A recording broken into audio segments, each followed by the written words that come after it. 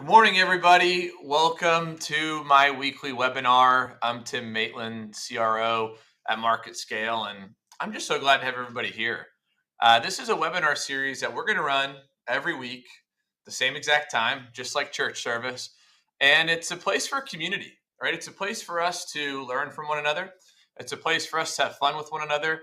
And it's a place for us to get questions answered. You'll notice the chat function is turned on because we want to be able to answer questions. We want to be able to celebrate one another. If you want to praise something, if you want to share a story of what you've done similar to what we're talking about, share it in the chat. This is a community and it's growing. So as we build this movement together, and as you're a part of this movement, invite your friends, invite your family. We can't wait to see you in here every single week. But today we're really going to talk about community building, right? What exactly does it mean? Why is it important? Why does every company need to focus on building a community? So that's going to be the talking point, and we're going to leave this community presentation today really having a clear understanding on what a community is and how to do it. So we'll go ahead and jump right in. So if you think about the current state of B2B, right? Let's break it down. As a coach would say, let's break it down from a fundamental standpoint.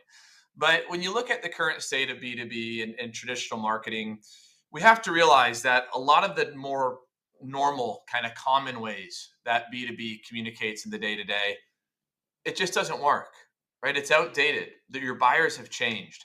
When you think about advertising, it has gotten way too expensive. It's gotten way too commoditized, and heck, we can't even trust half the time where our advertising data is going with these big companies. And that's a big reason why you see all of these companies like Google and Facebook that rely on advertising. It's why you see their ad revenue dropping. Companies just realize it's not effective, and our customers don't want to be advertised to. In life, right, the golden rule is treat people how you want to be treated. Well, think about it. If the first thing we do in our own personal life, when we're watching a YouTube video with our friends or family, or we're reading an important article on ESPN and that ad pops up, we're looking for that small X, or we're looking for that button in the lower right that says skip ad. It's because we don't want to be persuaded as customers. We want to be educated. So because of those elements, traditional marketing through advertising really just isn't what it used to be.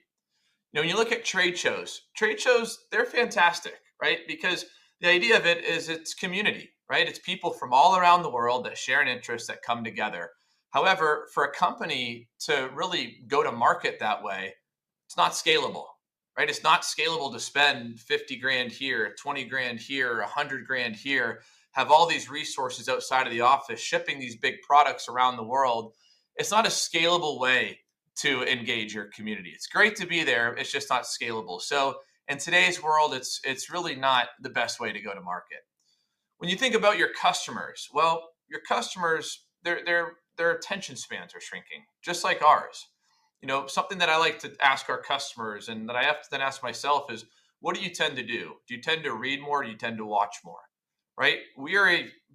As beings, we love to consume media, right? It's the core of how we learn. It's the core of how we are inspired. And with traditional marketing of case studies and white papers, they're too technical. They're too boring, right? We don't read as much anymore. So why should we try to engage our customers in that traditional way? You look at what's going on in the market. There's market uncertainty right now. You look at companies, these big tech companies that are letting go of folks. You look at companies that are worried about a recession, so they're pulling budgets back. And oftentimes the first thing that goes in that case is advertising budgets. Well, if you think about it, if you're using your marketing budget the correct way, it should be able to touch every single department within a company, right? The marketing budget should be really the foundation that helps every department succeed. Therefore, it's a way to save money and save time. It only works that way, though, if you have a community. So when you look at the best companies in the world today, it doesn't matter who you are. You could be a Silicon Valley startup. You could be an industrial, B2B manufacturing company in Minden, Louisiana, or you could be a juggernaut like Verizon. But great brands, what they focus on doing is really building a community. Now, at this point, you might be saying, Tim, what is a community? You keep saying community. So Let's look at what a community is. Well, a community is really the audience that makes up your business, right? As a company, you have customers that you need to be able to continuously educate and serve. You have prospects that you need to sell and make sure they really understand your solution compared to the markets. You have manufacturing and sales channels reps, right? You have internal employees, potential new hires. You have your local community, the universities that you hire from. Communities extend into other areas, such as associations that you're a part of. And what a winning company realizes is that all of these different members, right, this entire audience is really the community. And the best way to really fuel that community is one, give them content that can educate, inform, and inspire them. But two, realizing that the content needs to come from the community, right? I know myself, if I'm making a purchasing decision, it could be something as small as a TV or something as big as a home. I love to learn from the people who have used that product, right? I like to understand the neighborhood, the community that will be my neighbors, whatever it might be, right? I want to learn from the people. So B2B, we need to truly be able to have an environment where we give a platform to our community to be the ones that teach and inspire one another. Let's look at a company that we all know, and we probably all have a different opinion on them, but we all at least know them. And the company is Yeti. If you think about it, it's ridiculous, right? Yeti is a cooler manufacturer, right? They manufacture cups, right? They now have clothing. And the idea of Yeti, there really is nothing sexy about it. It's something that stores your beverages. That's technically it.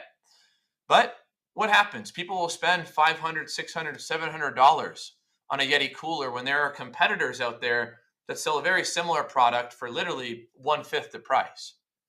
So why is it that somebody will spend $500 on a Yeti cooler and they won't spend, $75 on the same product that another company offers? It's easy. It's because Yeti makes them feel a part of something bigger than they are. You've all seen your friend, maybe it's you, when you roll into that tailgate in the fall for your college football team and you bring that Yeti, what happens? Everybody gathers around the Yeti, right? The Yeti is the meeting place. When you go hunting or you go on a camping trip or fishing trip and you're bringing those meats and the food that's going to provide, for everybody that's going to be there for the several days, and you bring them in the Yeti, Yeti is the vehicle that's really making you the hero in your community. So therefore, Yeti isn't just a cooler, right? It is a community builder. It is a tool that allows you to become the hero wherever you are. It's the same reason why somebody will take a Yeti bumper sticker and they'll put it on their $100,000 Escalade, right? They're not wrecking the vehicle. They're just showing the local community they're driving around that they are a Yeti guy or they are a Yeti girl and what their interests are. This is an amazing video from Yeti. In my opinion, Yeti could probably never spend $100,000 on another big video production ever again. And it's because of Richard E. here in his video. So let's go ahead and play it. But what's essentially happening is Richard, he's a good old boy from Hitchcock, Texas. He clearly had a huge day on the lake because his boat caught on fire, sunk and burned. It burned and sunk to the bottom. So when the firefighters came out and they just got everything and they pulled the boat out, sure enough, there's the Yeti. And as you saw in the video, the Yeti is burnt to crisp. It looks like a total disaster, right? It looks like it was exactly what it was, in a fire. But what happens? I'll play it again.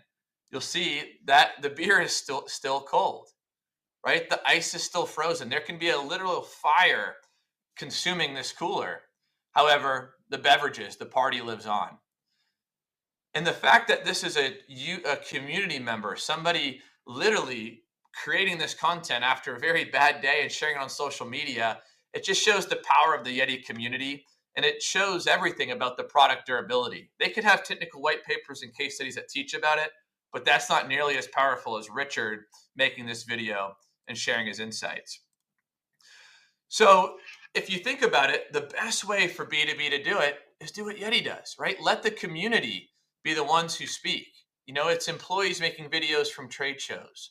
It's sales team members doing product demonstrations. It's customers doing testimonials. We have a couple examples here that I'm going to share, just like the Yeti one, of B2B industrial companies doing exactly that. Right, here's Micro Drones. They're an international drone manufacturer. They're located literally all over the world. And in this little soundbite, they're doing a meet the team video. Aaron Beach, he's one of the community members within their surveying and mapping network. He'll do these amazing surveying projects, as wild as the Ozarks. And here he is sharing who he is, sharing why he's passionate about survey and mapping. And what Microdrones knows is, by unlocking Aaron, they allow him to really be able to engage and fuel the community. Let's pull up another example of a billion-dollar. This is And what they'll do is they'll spend the time and energy to go to a trade show, like we talked about a minute ago, but they'll make these fun recap videos. Or while they're at the show, gentlemen like Jason will become videographers. Well, they'll capture the sights and sounds of the show. They'll get testimonials from clients swinging by their booth. And what they've done is they've enabled the community to become content creators, right? Jason has an iPhone. Jason has a knowledge for the company. The community that they sell into is there. What better way to unlock the voices than make it easy for Jason to become a content creator with this content piece? Another one that I'll show is, companies having fun. B2B has become so stale in today's world, and it doesn't need to be. This is a company, Red Lion. They are very, very technical. They have tons of engineers. But what do? Around the holidays, they enable their team members to have fun by creating content that celebrates the holidays, that wishes their community, a Merry Christmas and a Happy New Year.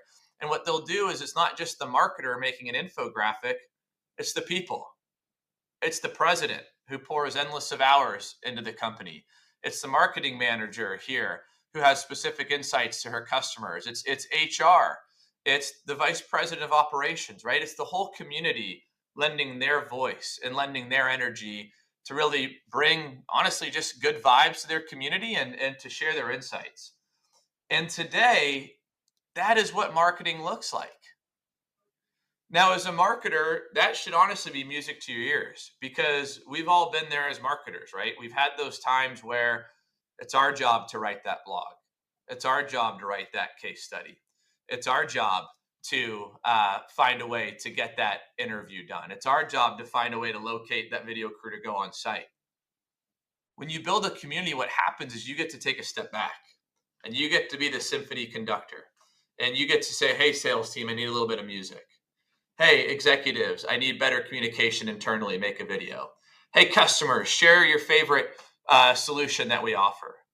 Hey, associations, can you answer some thought leadership on this that we can share with our customers?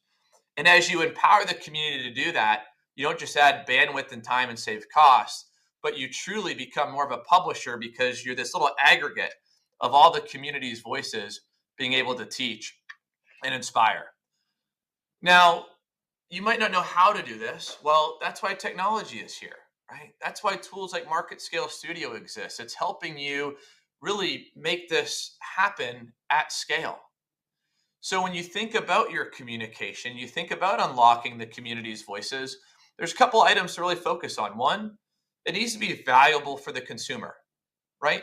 Valuable doesn't mean technical, right? It doesn't mean it has to be perfectly polished. So for the same reason why TikTok and Instagram and YouTube are some of the biggest companies in the world, it's authentic, right? If I need to fix something at my home, like a sprinkler system's broken, I go onto YouTube. I search my sprinkler system. I see a guy just like me teaching me, right? That is valuable for me. Doesn't have to be, technical and big production, just needs to be valuable and authentic. Human and personal, right? The people of your company, that's who makes up your business, right? It's not the polished marketing assets. It's the guy whose, hands are calloused because he's made 100 widgets today. It's the customer who uses your solution in their facility to enhance a better working experience, right? It's the human and personal element that you want to capture. And then it's regular and easily consumable, right? Compounding is the strongest force that exists in the world, right? It's the idea of everything. If you compound something, you become an expert. Well, tools like Studio are going to make it easy for you to have a regular, consistent compounding effort of these different community members making content. And then it's going to naturally be easily consumable because it's snippets, right? It's 30 seconds here, it's 1 minute there. And that's what it's all about today. So when you really kind of want to focus on, this media, there are other channels too, right? Where you can use soundbite content like those examples I showed. That's phenomenal. But there's also other ways to elevate, and there's other ways to really engage your community. And that's with episodic content. We hear episodic content a lot, or if we don't hear it, we at least consume it, right? What were we all probably guilty of over the holidays last week? Well, we probably sat on the couch, we turned on Netflix, we turned on HBO or Hulu, whatever we prefer to watch, and we streamed episodic content. Well, as a business, guess what? You have the opportunity today to build your own episodic media, right? Because we have the power of owning our own media channels, like our own learning, channels, our own video channels, our own, social channels, something like Apple or Spotify. We have the ability of building these channels and having this regular, consistent community engagement with outlets like podcasting, for example. Podcasting, in my opinion, it's really the new books, right? It's the new reading. I had a fun conversation the other day with who is now a client, but he said to me, he goes, "Hey, look, when I go to my kids' soccer games, I listen to podcasts. Now, they're murder mystery podcasts, they're sports history podcasts, or the hobbies that I have." And I asked him, I said, "Well, hey, I noticed you listen to podcasts, you go to your kids' games. Do you ever read?" He says, "No, I don't read. I have my podcasts." So it kind of dawned on me that podcasting has become the new books. Now, later in that conversation, he said, "But Tim, when I listen to a podcast, it's a murder mystery podcast. Our company, we have data management, IT infrastructure solutions. We're not going to have this mass audience tune into that." I said, "That's the point, right? The point is you're not going to have a mass audience tune in to your episodic content. You're going to have your niche audience. You're going to have your community, right? If you read less, but you consume podcasts, when your customer is making a decision, what's the likelihood that they want to read less and they want to consume a podcast on it? It's extremely high.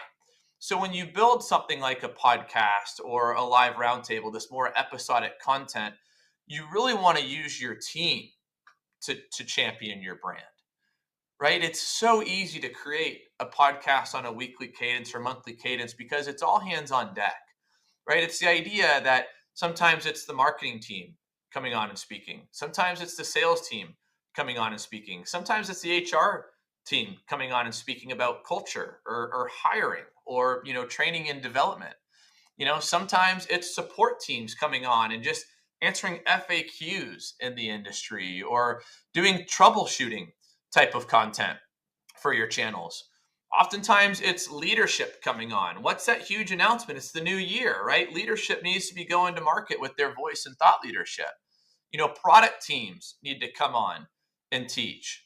And when you have a channel like a podcast, when you have a video channel, what happens is you enable all of these different, we'll call them characters, to be able to come on, share their thought leadership one time.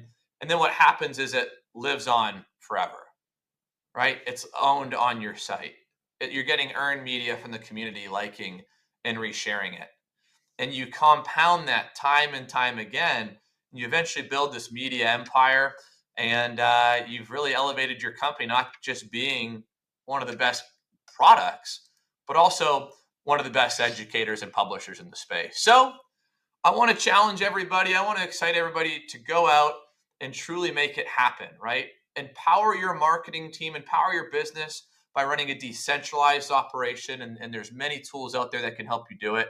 Push your team, right? Push your team to be more involved in this communication and really simply use the right tools, right? Have the right tool belt to make this easy, and big things are going to happen. So that's it here for the first installment of Tim's weekly webinar. I'll come up with a better name as we keep doing it.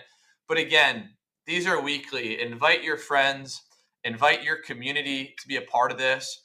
Everybody in this, we are the movers and shakers in B2B. We are the ones that realize that community is at the essence of everything that we do, whether it's our family around the table, the church that we attend, the sports team that we watch, or the businesses that we lead. So I want to thank everybody for coming in, and I cannot wait to see you next time. All righty. Cheers, everybody.